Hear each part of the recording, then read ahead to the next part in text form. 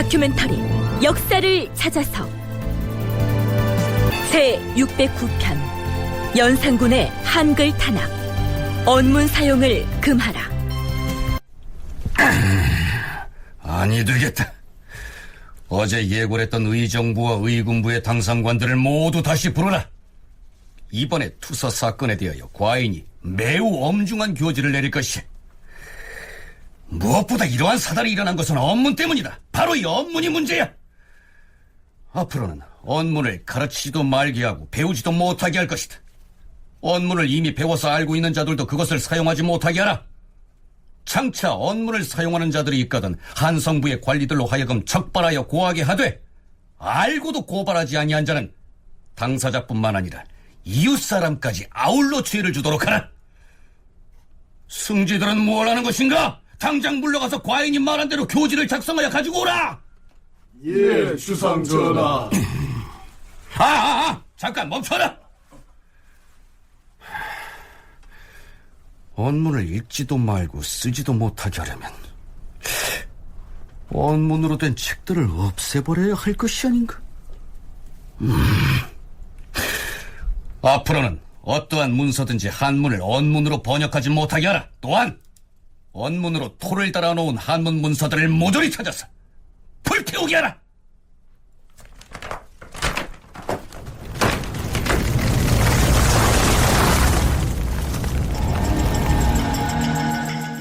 갑자사화가 발발한 지 4개월여가 지난 연산 10년 7월에 있었던 상황입니다. 물론 여기에서 연산군이 쓰지도 말고 배우지도 말라고 말한 그 언문은 훈민정음, 곧 한글이죠. 그리고 여기에서 언급한 투서 사건은 연산군의 처남 신수영이 임금에게 보고한 이른바 언문투서 사건을 일컫습니다. 이 사건의 내막은 뒤에서 상세히 살펴보기로 하고요.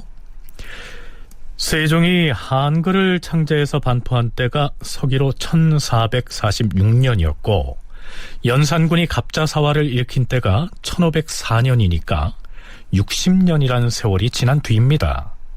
그렇다면 그 60년 동안 한글은 과연 어떤 계층의 사람들에게 어떻게 사용되어 왔을지 궁금하지 않습니까? 얼핏 생각하기에는 대부분의 공식 기록은 여전히 한문으로 이루어졌고, 또한 모든 사대부들은 상호간에 한문으로 소통을 했을 것이기 때문에 이 시기 지식인들은 아예 한글을 모르고 있었을 것이다, 이렇게 생각하기가 쉬운데요. 과연 정말 그랬을까요? 한국학중앙연구원 정혜은 선임연구원과 성신여대 오종록 교수의 얘기 차례로 들어보시겠습니다. 남자아이들이 사서삼경이나 소학이나 이런 기초적인 교양, 서적 내지는 지식, 향후 그 과거 시험에 대비해서 그 여러 가지 공부를 하게 되는데, 그런 사서삼경이니 그다음에 소학이니 이런 것들에 대해서 이미 16세기에 그 언해본, 즉 한글본이 나온다는 거죠. 그래서 아이들이 기초적으로 어떤 학문에 그 입문을 할 때 사실은 바로 들어가기가 어렵기 때문에 한글을 통해서 여러 가지로 그 다양하게 아니면 쉽게 해석을 해서 그걸 통해서 더 깊은 한문에 들어갈 수 있도록 하는 이제 이러한 부분들이 이미 16세기에 여러 가지 언해본들이 나타나고 있어서 이미 그 한글이 여성뿐만이 아니라 일반 사대부가에서도 아주 많이 사용했다는 것을 알 수 있고요.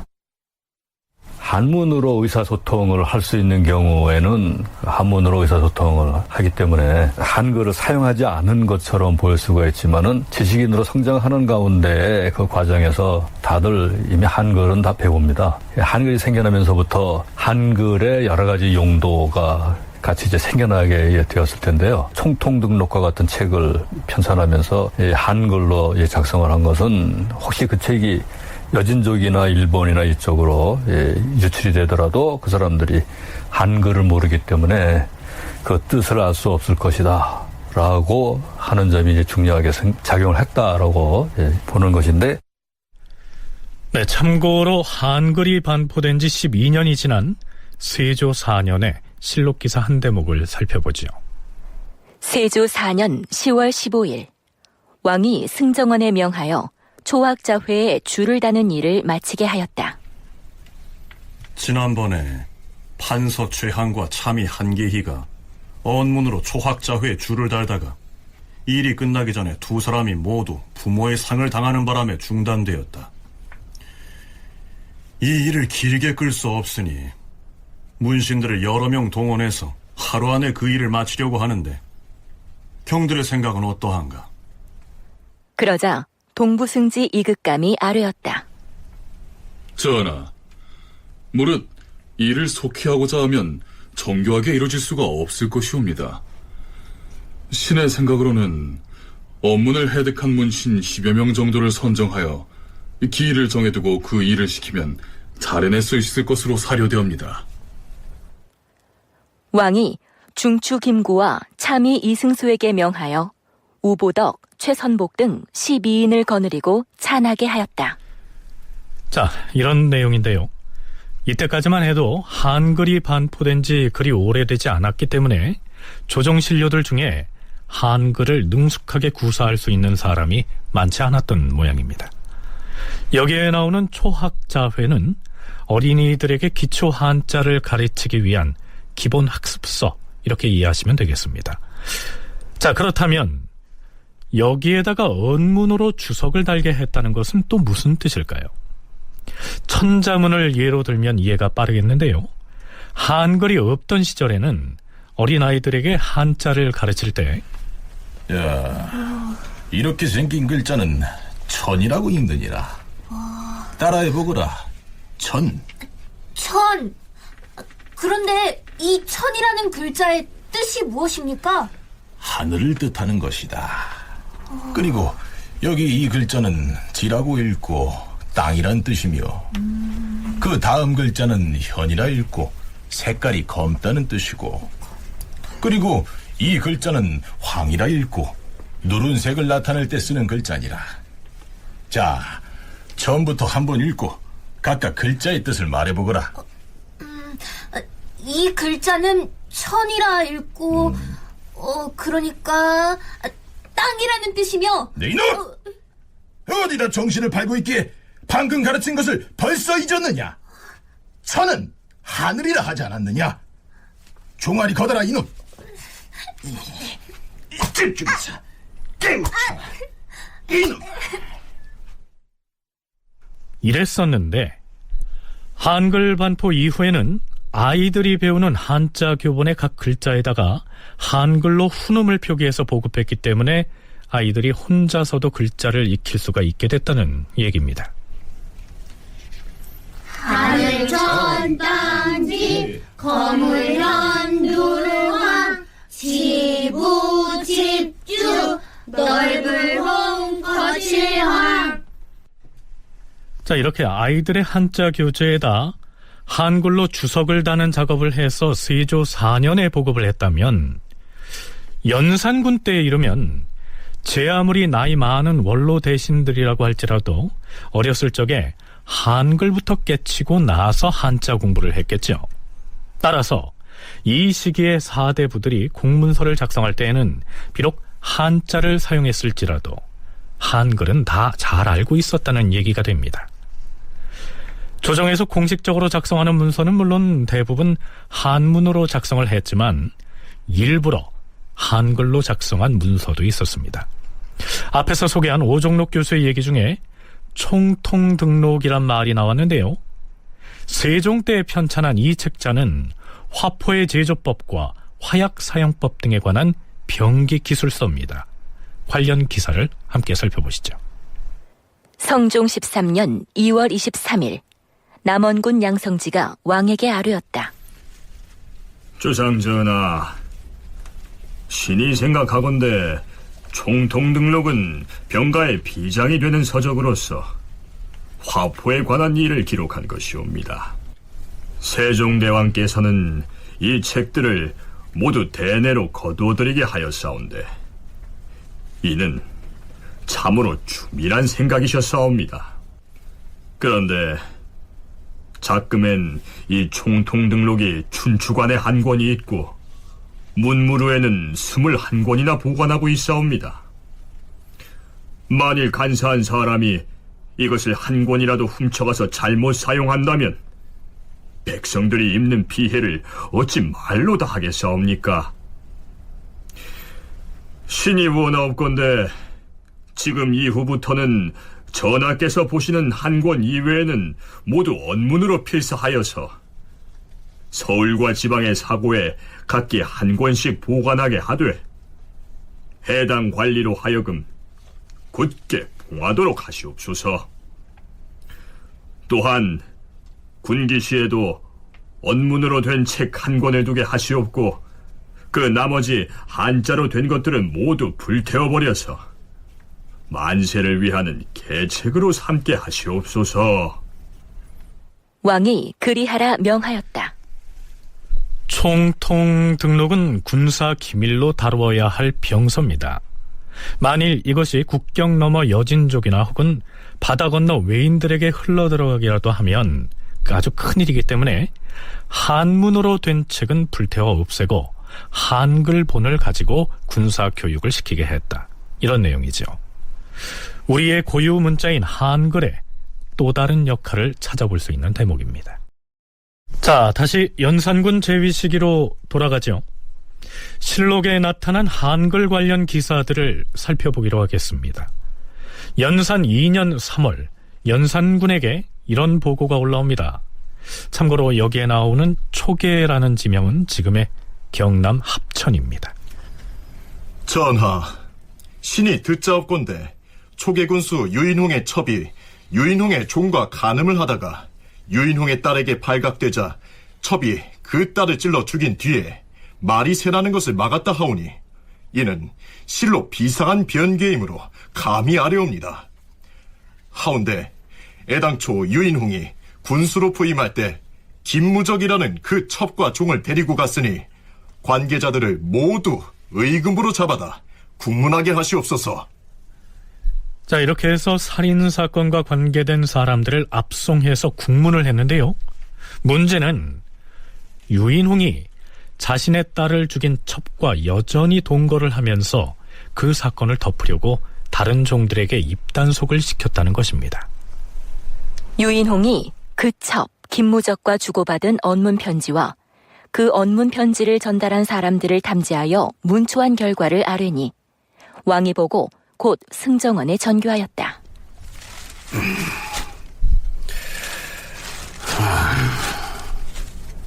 이것들이 유인홍이 자기 딸을 찔러 죽인 그 무적이라는 첩과 사사로이 주고받은 언문 편지라 하였는가? 그러하옵니다, 전하. 이 언문 편지가 유인홍이 첩과 소통한 것이라면 이는 천하에 있어서는 아니 될 일이야.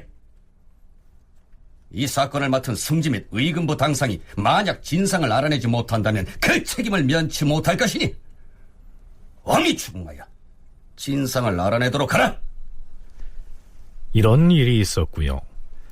연산 10년 4월에는 성종의 사남인 완원군 이수의 집 종들이 궁궐 내부에서 있었던 일들을 언문 편지를 통해서 밖으로 전달했다는 죄목으로 잡혀와 국문을 당합니다. 어찌하여 궁중에서 일어난 일에 대해 아무 때 아무 일을 했고 아무 때 아무 일을 했다? 이렇게 일일이 외관에 전파하는 일이 가하겠느냐? 아! 나읍덕이라는 궁인은 당연히 능지처참하고 그 외 두 사람 역시 차명에 처하라. 또한 그 집의 다른 사람들도 함께 이 말을 들었을 것이므로 도성 안에 둘 수 없으니 세 사람의 족친을 모두 곤장을 쳐서 변방으로 나누어 유비하라. 또한 이수의 첩이 궁인과 결탁하여 궁중의 일을 누설하 했으니 이수가 어찌 집에 있으면서 몰랐겠느냐? 그 역시 금부에서 추국하도록 하고 앞으로는 대궐문 안으로 언문이 들락거리지 못하도록 병조에서 검문을 철저히 하라. 자, 그러니까 연산군 일기에 등장하는 언문 관련 기사들을 보면 양반이 어떤 사안에 대해서 자신의 첩과 비밀리에 편지를 주고받을 때의 언문을 사용했다거나 혹은 대궐을 드나드는 궁녀가 궐 안에 있던 일들을 궐 밖으로 유출할 때 그 소통수단으로 언문을 이용했다고 되어 있는 것입니다. 오종록 교수의 얘기입니다. 편지를 주고받을 경우에 한쪽이 한문은 해독할 수 없고 한글만 해독을 할 수가 있다. 한글만 알고 있다라고 한다면은 서로 의사소통을 하려면 한문으로 할 수는 없는 거죠. 당연히 한글로 편지를 써서 주고받아야만 됩니다. 그래서 외지에 나가 있는 그런 이제 아버지가 부인이나 또는 이제 자녀 그리고 또 이제 어머니 모친에게 이제 편지를 쓸 경우에 대부분 이제 그 경우 특히 어린 자녀들의 경우에는 당연히 아직 한문을 모르니까 한글로 편지를 써서 보내게 되는 것이고 부인이나 어머니가 한문 해독이 불가능하다 한다면은 당연히 한글로 써서 보내야 합니다. 궁궐 안에 들어와서 활동하고 있는 특히 연산군 때는 그 후궁들의 경우 그 다음에 이제 나인들의 경우 대부분 한문 해독 능력은 없었다고 봐야 할 겁니다. 그러니까 한문의 해독 능력이 없는 여성이나 노비 등 하층민 사이에서는 물론 한글이 주요 소통 수단이 됐고요. 양반 지식층의 남자가 한문을 잘 모르는 여성 등과 소통할 때 역시 한글을 사용했을 것으로 보면 이 시기 백성들의 문자 생활에서 한글은 보편적으로 널리 쓰였을 것이라고 짐작이 됩니다. 그렇다면 연산군은 왜 이 시기 대궐 밖으로 언문이 드나들지 못하게 하라고 엄명을 내리고 있는 것일까요? 정혜은 연구원의 얘기 들어보시죠. 중요한 게 뭐냐면 그렇게 그런 기사들이 많이 나오는 시기가 바로 갑자사화가 거의 막바지에 다다른 시기. 물론 그 이전에도 연산군이 여러 가지로 그 궁궐에서 있었던 여러 가지 사실이나 이야기들을 바깥으로 새어나오지 못하게 하는 여러 가지 조치들이 있었던 건 사실이지만 사실 이것이 상당히 심해지는 시기가 바로 갑자사가 거의 마무리되는 그런 시점이라고 할 수가 있습니다. 그래서 사실 저는 이게 되게 중요하다고 생각하는데요. 당시 연산군이 두려워했던 것은 여러 가지 소문인데 그 소문이 단순히 관료들뿐만이 아니라 일반 백성들한테까지도 퍼져나가는 것을 두려워했고 사실 그 수단이 뭐냐? 그것은 저는 한글이라고 생각합니다.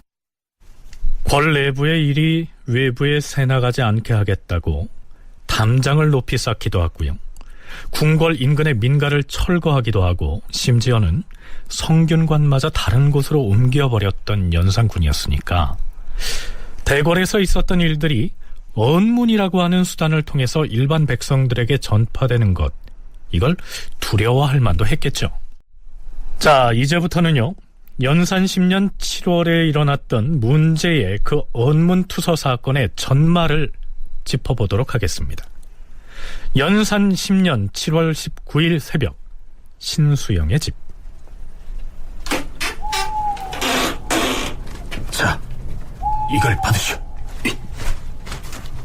나는 재영감 정 이규의 신부름으로 이 문서를 가지고 온 것이오. 계속 꺼라! 어디서 누가 보냈다고 하였느냐? 이규의 심부름이라 하지 않았소. 재용감의 이구가 이런 문서를 무슨 면으로 어디 무슨 내용인지 한번 보자. 아니, 이것은 원문으로 된 투서가 아닌가?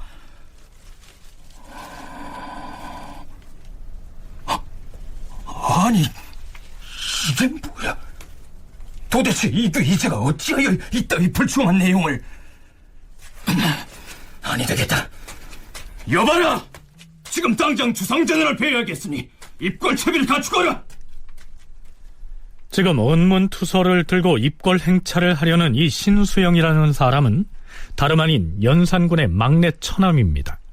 그리고 신수영의 집에서 의문의 문서를 던져주고 사라진 사람, 자신에게 심부름을 보낸 인물이 재용감 정이규라고 했습니다. 재용감은 왕실에 필요한 물품을 관장하는 관청이었고요. 재용감 정은 이 관서에서 근무하는 정삼품 당하관입니다. 전하, 긴히 아랠 말씀이 있사옵니다.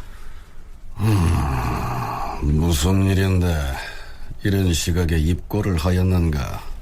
아래옵게 송구하오나 아침에 어떤 자가 언문으로 된 임명서 3건을 건네주고 도망치듯 사라졌사온데. 익명의 언문투석?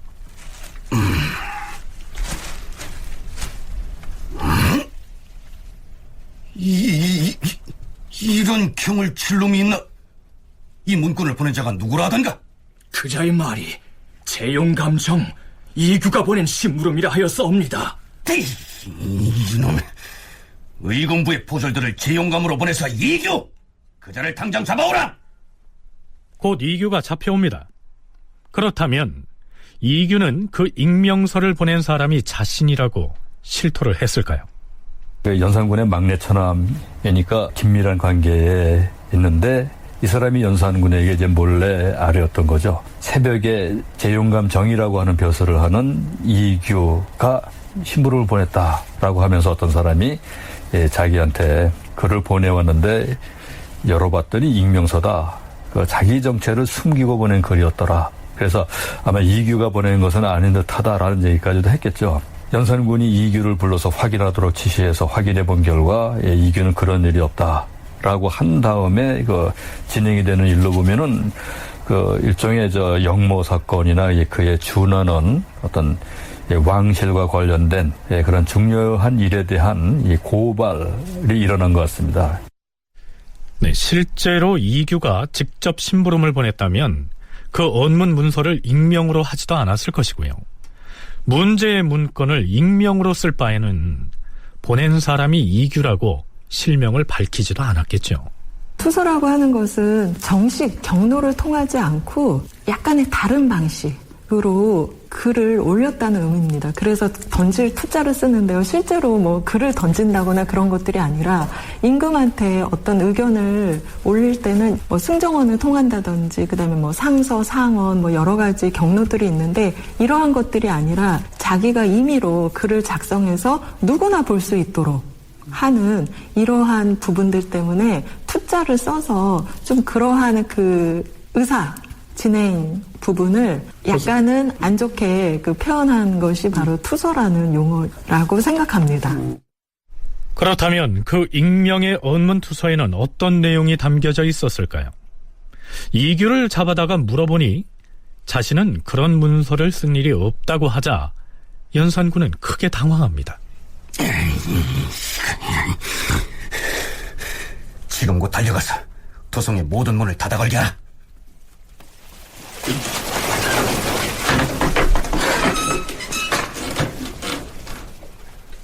오위 도청부의 위장 각 2명과 부장 4명 그리고 입직한 사복들을 각 문으로 보내서 개미 새끼 한 마리도 밖으로 나가지 못하게 하라.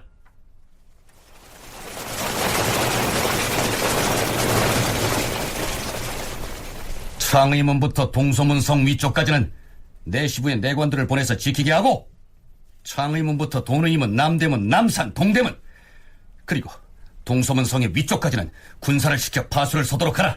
투서를 한 범인이 도성 바깥으로 도망을 치게 해서는 아니 될 것이니라. 자, 글쎄요. 이렇게 해서 그 익명서를 쓴 장본인을 검거할 수가 있을까요? 연산군은 처남인 신수영으로부터 받은 그 문제의 언문 투서를 혼자 간직하고 있다가 봉함한 채로 승정원에 내립니다. 드디어 왕이 주변 사람들을 물리치고 언문 투서가 든 봉서를 내렸는데 그 투서 석장이 모두 언문으로 쓰였으나 인명만은 다 한자로 쓰였으며 자, 문제의 문건이 모두 한글로 쓰여 있었는데 유독 투서에 등장하는 사람의 이름만 한자로 돼 있었다는 얘기입니다. 정혜은 연구원은 이 점을 간과해서는 안 된다고 얘기합니다.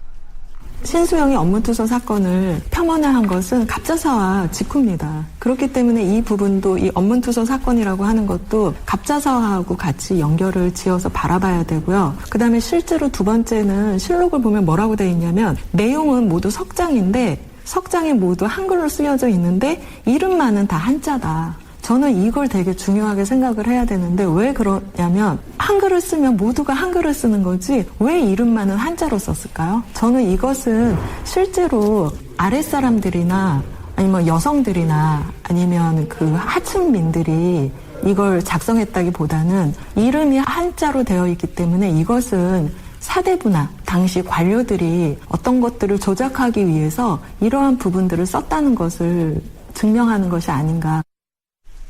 익명의 작성자가 한글로 투서를 작성함으로써 마치 여성이나 하층민이 쓴 것처럼 자신을 감췄지만 이름만을 한자로 쓴 걸 보면 사대부 관료인 것이 틀림이 없다. 이런 분석이죠. 자, 그럼 이제부터 그 한글 투서의 내용을 살펴보시죠. 계금, 덕금, 고은지 등이 함께 모여서 술을 마시는데 계금이 말하기를 옛 임금은 난시일지라도 이토록 사람을 죽이지는 않았는데 지금 우리 임금은 어떤 임금이기에 신하를 파리머리를 끊듯이 죽이는가? 언제쯤이나 이를 분별할까라고 하였고 덕금은 말하기를 그렇다면 반드시 오래가지 못하려니와 무슨 의심이 있으랴라고 말하였으나 그 내용을 이루 다 기억할 수는 없다. 이런 계집들을 일찍이 징계하여 바로잡지 않았기 때문에 가는 곳마다 말을 옮겨서 소문이 퍼진 것이다. 언문투서를 작성한 사람이 이렇게 말했다는 것입니다. 그러니까 자신의 이름을 밝히지 않은 이 투서의 작성자는 계금과 덕금 그리고 고은지가 술을 마시면서 이러저러한 불경스러운 말을 했기 때문에 자신이 그걸 고발하는 것처럼 쓰고 있는 것이죠. 자, 아직 이해가 안 가시죠? 우선 여기에 등장하는 인물들이 누구인지를 살필 필요가 있습니다. 계금, 덕금, 고은지 이 세 사람은 궁궐을 드나드는 의녀들입니다. 그렇다면 여기에 등장하는 의녀란 어떤 신분의 여자들인지 오종록 교수의 설명을 먼저 들어보시죠. 기녀를 뽑아서 이 사용을 하다가 이로부터 나이가 더 들면은 이제 다른 일들을 시키게 됩니다. 예, 그 가운데는 그대로 뭐 다른 일을 할 수 없어가지고 쫓겨나서 퇴기가 되는 경우도 있고, 그렇지만은 이제 머리가 뛰어난 이들은 주로 이제 의녀가 되는 경우가 많습니다.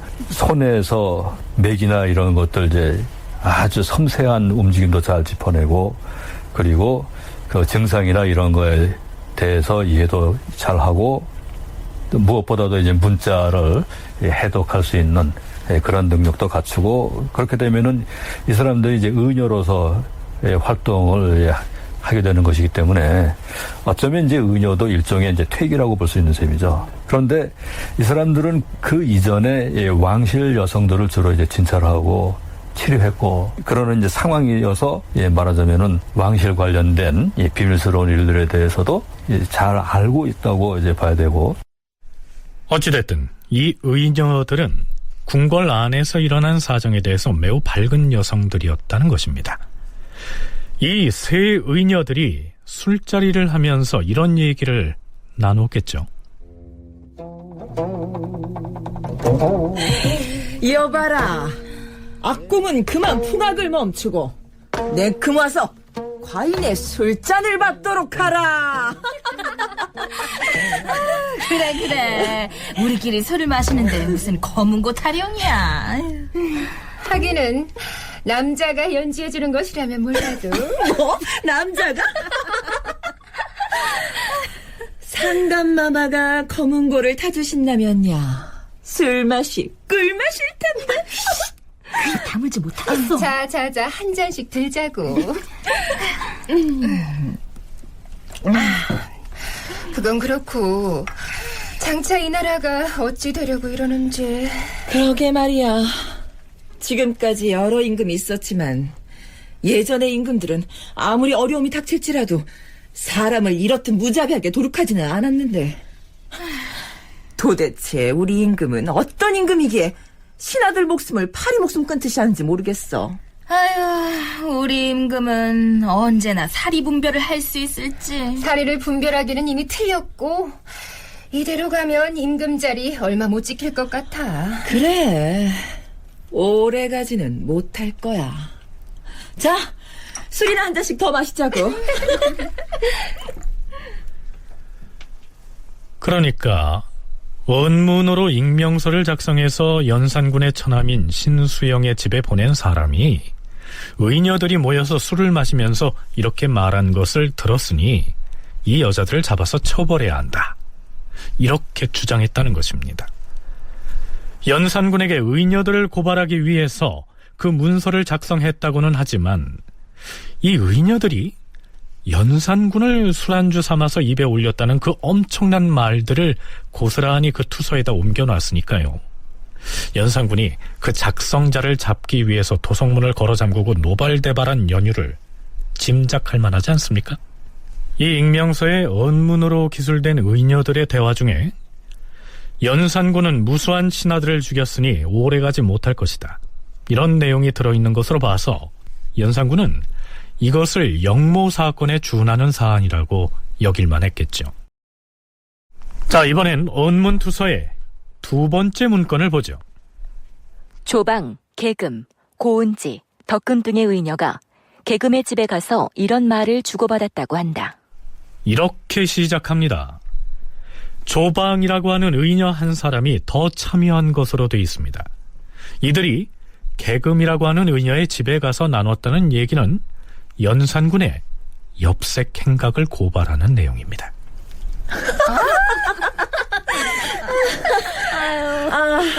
예전에 임금은 그래도 의리에 어긋나는 일을 하지 않으려고 하였는데 지금의 우리 임금은 여색이라면 앞뒤 좌우를 구별할 줄 모르니 보통 일이 아니라니까. 후궁만 해도 도대체 몇 명이야. 수기 이씨, 수건 장씨, 수건 전씨, 수기 윤씨, 수기 곽씨, 수기 권씨. 아유, 다 세지도 못하겠네. 후궁만 해도 무려 10명인데 거기에다 여기는 물론이고 검은 곳 하는 악공에다 우리 같은 의녀들도 모두 다 조사해서 은밀하게 궁궐 후원으로 드리려고 한다잖아. 우리도 조만간 부름을 받고 들어가는 것 아닐까? 나라님이 하는 짓이 이 모양이니 어찌 신하의 그른 점을 바로잡을 수가 있겠어? 우리 임금이 이렇듯 무도하니 어찌해야 하나. 연산군 10년의 그 언문투서 사건의 그 내용을 보면 거기서 말하는 화자들이 전부 다 여성이고, 그 다음에 뭐 의녀라든지 뭐 기생이라든지 이렇게 연산군들이 다 그 좋아했던 그런 그 부류의 여성들이 이야기를 나누고 있는데요. 그 이야기의 내용을 보면 이렇게 예전에는 어려운 때라도 사람을 죽이지 않았다. 이제 이런 내용들을 보면 이것이 단순히 언문투서 사건의 주체가 누구인지를, 그 누구라고 하는 것은 연산군의 이러한 그 정치에 반대하거나 그 신수용하고 반대편에 섰던 사람들이 이런 여성들을 통해서 이런 사건들을 어떻게 보면 그 조작을 한 것이 아닌가, 꾸며낸 것이 아닌가, 이런 좀 심증도 갖게 하는 그러한 사건이라고 생각합니다. 정혜운 연구원의 견해처럼 이 익명서의 작성자는 의녀들을 투서에 등장시키면서 정작 자신이 연산군을 향해서 하고 싶은 말을 거침없이 내뱉고 있는 것이 아닌가 여겨집니다. 자, 그렇다면 익명투서의 세 번째 문건은 과연 어떤 이야기를 담고 있을까요? 그 내용을 보면 의녀들이 이렇게 말한 것으로 기록되어 있습니다. 모든 사단은 신씨야. 신씨가 아니었다면 그 많은 사람들이 그처럼 억울한 죽음을 당하지는 않았을 거야. 어떻게 하면 신씨의 아비와 할아비, 아들과 손자들을 모조리 죽여 없애서 씨를 말릴 수 있을까? 우리 임금은 워낙 신하를 많이 죽여서 바깥에 거동할 때는 부끄러운 마음이 있으니까 사방에 금표를 세워놓고 엉뚱하게도 사대부 집안의 안악들을 모조리 잡아다가 자기 아내로 삼으려는 것이지. 언제쯤 지금의 대를 끊어버릴 수 있을까? 이 의녀들이 이런 말을 주고받았다는 겁니다. 여기에서 신씨 일족을 모조리 죽여서 씨를 말려야 한다고 했습니다. 여기에서 말하는 신씨는 왕비인 중전을 일컫죠. 오종록 교수는 이 언문투서 중에서 연산군을 가장 분노하게 만든 대목은 바로 이 세 번째 문건이었을 거라고 얘기합니다. 하나는 임금이 신하를 파리 죽이듯이 아무런 거리낌 없이 죽인다. 또 하나는 임금이 여색을 몹시 밝혀서 우리도 궁궐로 들어갈지도 모르겠다. 그리고 또 하나, 이게 어쩌면 이제 이 연산군을 가장 자극한 부분일 것 같은데, 패비윤 씨의 어머니 신씨 때문에 갑자사화가 일어났다. 그러니까 그 신씨의 아버지, 할아버지, 아들, 손자 할 것 없이 모조리 죽여서 씨를 말려야 된다. 라고 매우 극한적인 그런 감정을 거기 담아서 그 이야기를 했다. 라고 하는 것이고, 결국 마지막 부분, 이 부분이 가장 아마 연산군을 감정적으로 자극했을 가능성이 크지 않았나 싶고요. 마지막 세 번째 문건에서 왕비인 신씨 일가의 씨를 말려야 한다는 등의 격한 표현이 있는 것으로 봐서 아마도 이 투서의 작성자는 연산군의 처남인 신수영과 앙숙관계에 있던 사람일 가능성도 있겠죠. 이 여성들이 어떤 여성이었는지가 좀 더 조사가 돼야 되지만 여러 가지 정황상 봤을 때 이것은 이 여성들이 했다기보다는 연산군이나 당시에 그 신수영하고 반대쪽에 있던 사람들이 어떻게 보면 되게 고도로 이것을 만들어낸 사건일 수도 있다. 그리고 이 부분이 사실은 갑자사 이후이기 때문에 더더욱 그런 그 심증을 굳히게 하는 그러한 사건이라고 생각합니다. 어떻게 보면 이 사건 자체는 당시의 민심을 그렇게 연산군이 좋아했던 그 여성들을 통해서 민심을 드러내는 하나의 방법이 아니었을까 그런 생각도 해보게 됩니다. 외척인 신씨 일가와 사이가 안 좋은 조정의 한 관리가 의녀들을 등장시켜서 연산군과 신씨 일가를 혹독하게 비난함으로써 민심이 그러하다는 것을 경고하려 했을 것이란 추정입니다. 자, 이제 범인 색출 작업이 진행됩니다. 연산군은 이렇게 명하죠. 계금 등을 잡아다가 빈청에서 국문을 하되 의정부의 삼정승인 유순, 허침, 박숭진을 비롯 의금부 당상, 김감, 정미수, 김수동, 이계남 등으로 하여금 함께 국문하라. 승정원에서도 승지, 박열과 권균으로 하여금 그들과 함께 섞여서 계금을 비롯한 의녀들을 다스리게 하라. 그런데 연산군은 그 문제 언문투서에 대해서 극도의 보안 관리를 해왔기 때문에 막상 의녀들을 조사할 추국관들도 이 의녀들에게 무슨 죄를 추궁할 것인지 그 투서의 내용을 모르고 있었던 모양입니다. 주상전하, 이제 곧 의정부 삼정승을 비롯한 추국관들이 계금, 덕금, 고은지 등의 의녀들을 추국할 것이온데 전하께서 봉에서 내리신 언문투서를 추국관들에게 일단 보여주어야 하지 않겠사옵니까? 의녀들을 추국할 때에 봉에서 내린 익명서를 추국관에게 보여주되 사람들의 눈을 피해서 살짝 열어보게 하라. 알겠는가? 예, 전하. 그리고 사관에게 그 언문투서의 내용을 베껴 쓰도록 허용해서는 절대로 아니 될 것이야. 명심하겠사옵니다. 투서의 내용을 사관이 보게 되면 뒷날 역사에 기록될 것이니까 베껴 쓰지 못하게 하라는 것으로 미루어서요. 연산군이 이 투서의 내용이 외부에 알려지는 것을 얼마나 두려워하고 있는지 알 수가 있습니다. 자, 물론 의녀들에 대한 국문도 외부에 알려지지 않도록 폐쇄된 공간에서 진행됐겠죠. 의녀 계금과 덕금 그리고 고은지는 바른대로 토설하라. 너희들은 계금의 집에서 수차에 걸쳐 술자리를 비롯한 모임을 갖고서 언문투서에 적혀있는 것과 같은 말을 주고받은 적이 있으렸다. 단치도 않은 말씀이옵니다. 억울하옵니다. 샌네들이 어찌 감히 그런 불충한 언사를 입에 담을 수 있단 말씀이옵니까? 샌네가 그러한 말을 입에 올렸다면 천벌을 받을 것이옵니다. 억울하옵니다. 억울합니다. 이미 예상했던 대로 그 의녀들로부터는 이렇다 할 자백을 받아내지 못했던 모양이죠. 영의정 유순이 이렇게 주청합니다. 조상전하, 장차 언문투서의 범인을 고발하는 자가 있으면 그 범인이 가진 재산을 모두 그에게 주고 면포 500피를 상으로 주되 직첩이 있는 자이거든 당상관으로 올려주고 직첩이 없는 자이거든 정삼품의 직첩을 주며 그가 천인이거든 양인이 되는 것을 윤호하시옵소서. 그리하라. 그러나 범인을 알고도 고발하지 않는 자는 차명에 처하고 그의 재산을 정몰할 것이야. 또한 모의에 참여한 사람이라도 만일 자수를 하거든 그 죄를 면해줄 것이니 내외에 그렇게 호유하라.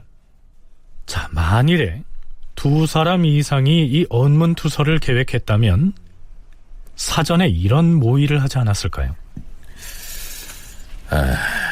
그 주상이 하는 행동이 날이 갈수록 포악해지고 있는데 조정의 신료로서 간언 한마디 할 수 없는 지경이니 참으로 걱정입니다.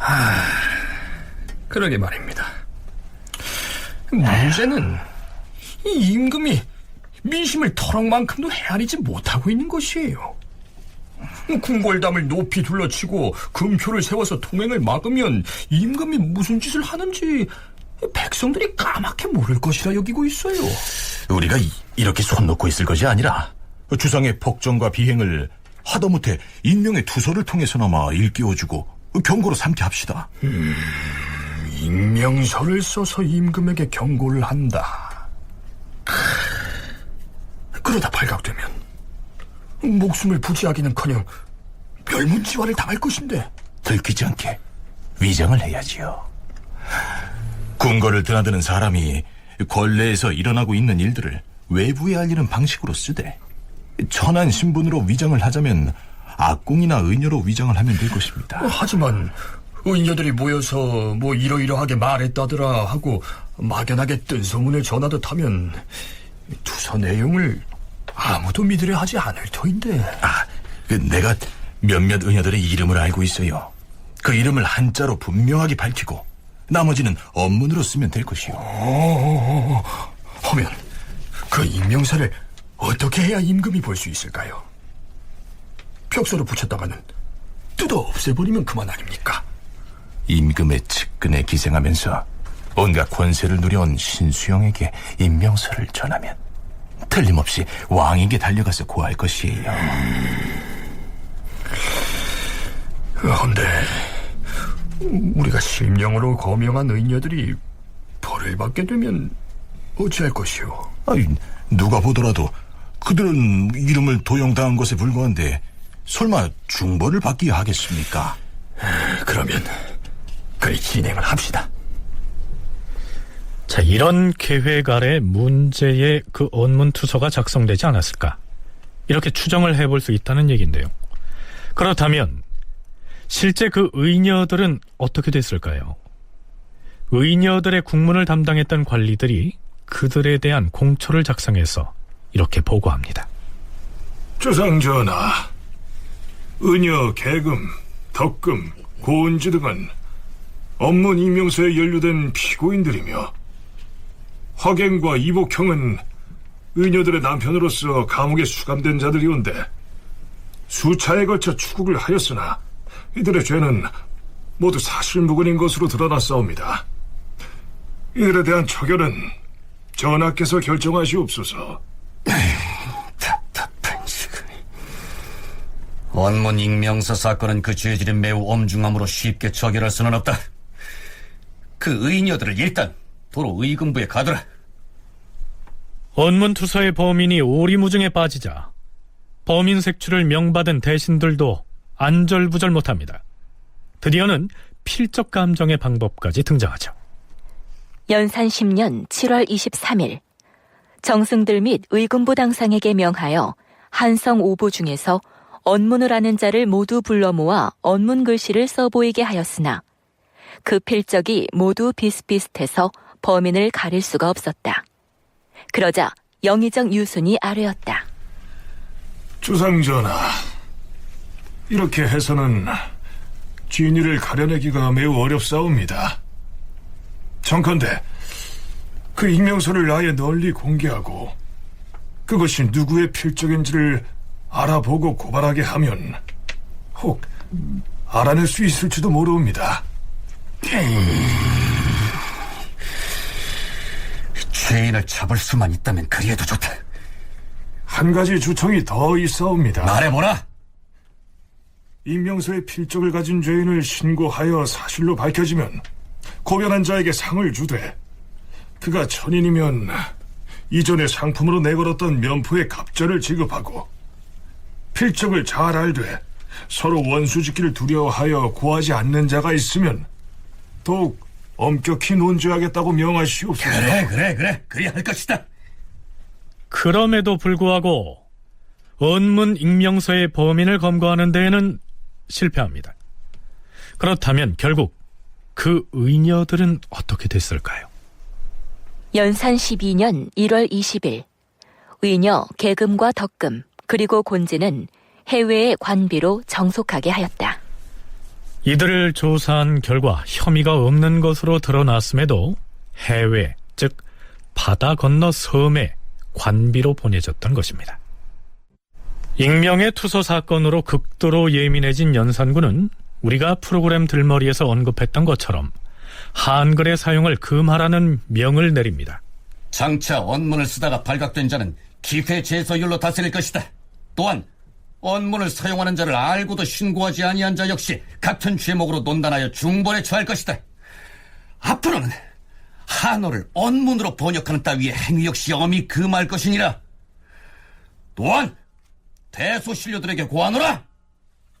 그대들의 집에 있는 서책들 중에서 비록 그것이 한문 서책이라 할지라도 언문으로 토를 단 책이 있으면 모두 가지고 나와서 불태우라. 이것은 어명이니라.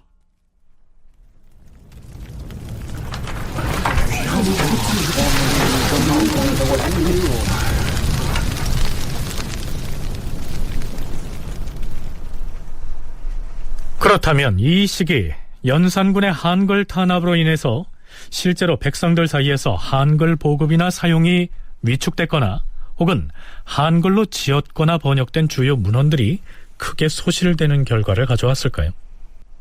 정혜은 교수는 별 영향을 끼치지 않았다고 얘기합니다. 연산군이 한글로 된 여러 가지 문헌들을 불태우고 한글로 된 편지들을 유통시키지 말라고 하고 하는 부분들은 사실 저는 민심하고 아주 밀접한 관련이 있고요. 그리고 이렇게 한글을 탄압했던 임금도 조선시대 내내 드물지 않을까. 사실은 한글이 중요하긴 하지만 일반 국왕들이 그 한글에 대해서까지 어떤 이래라 저래라 했던 사례들을 연산군을 제외하고는 조선시대에 그렇게 참 찾아보기가 쉽지 않습니다. 그래서 연산군의 그런 조치들이 한글의 어떤 보급이나 그다음에 사용에 대해서 나쁜 영향을 미쳤을 거다라고는 보여지지 않고요. 그만큼 이 민들이 공유하고 있는 여러 가지 문자들이 우의 핍박으로 인해서 다양한 형태로 변주는 될 수는 있지만 그것 자체가 어떤 그 영향을 받거나 그러지는 않았으리라고 생각이 됩니다. 무엇보다 연산군이 한글 사용 금지 조처를 내리고 나서도 얼마 지나지 않아 중종 반정이 일어나서 폐위됐기 때문이기도 하고요. 이미 여성이나 하층민들은 물론 사대부들의 언어 생활에도 단단하게 자리 잡은 이 한글의 사용을 인위적으로 어찌할 수는 없었기 때문이기도 했습니다. 연산군의 금지 조처에도 불구하고 한글의 사용은 지속적으로 이루어집니다. 한곤이라는 관리는 그의 첩 채란선이 운평으로 뽑혀서 대궐로 불려갈까봐 우려하여 언문 편지를 보냈다. 그는 첩 채란선에게 보낸 언문 편지에서 얼굴을 예쁘게 꾸미면 임금에게 뽑혀서 궐에 들어갈 것이 틀림없으니 예쁘게 치장하지 말라라고 말했다. 왕이 그 사실을 알고 명하였다. 무엄하고도 괘씸하다다. 과인이 운평을 뽑으면 그 여자는 국가의 공물이 되거늘 이와 같이 변변치 못한 자가 여자를 스스로 차지하여 제것으로 삼았어. 이것은 그 죄가 능지처사에 처하여 마땅하다. 한곤이라는 자를 처형하라. 운평이나 혹은 흥청 등은 연산군의 명에 의해서 대궐로 뽑혀 들어간 여성들에게 붙여진 칭호입니다. 그 자세한 내막은 다음 주부터 연산군의 엽색 행각과 음행 등을 탐색할 때 상세히 소개하기로 하고요. 어찌됐든 왕이 한글을 금했다고 해도 사대부 남성과 한문을 모르고 있는 첩실 사이에서는 역시 한글로 의사소통을 했던 것입니다. 물론 피차 한문을 모르고 있는 여성들 사이에서는 당연히 한글로 편지를 주고받았을 것이고요. 연산 12년 7월 28일 기생들의 처소인 뇌영원에서 흥청 두 사람이 감시자들의 눈을 피해서 몰래 밥 속에 언문 편지를 넣어서 암통하였는데 그 언문 편지에는 지금은 우리가 궐에 불려와서 이렇게 고생을 하고 있지만 요즘 들리는 말에 따르면 만일 중국에서 사신이 올 경우 임금이 우리를 사신의 눈에 띄지 않게 하려고 흥청들을 다 풀어준다고 하니 기다려보자. 이런 내용이 적혀 있었다. 왕이 그 흥청을 잡아다 장일백에 처하고 언문 편지를 쓴 흥청들을 미리 검거하지 못한 관리들에게는 40대의 태형에 처하도록 하였다. 자, 아무리 사용을 못하게 했기로 이 시기쯤 이르면 한글은 이미 민중의 언어 생활 깊숙이 들어와 있었기 때문에 어떤 제재도 아무 소용이 없었던 것입니다.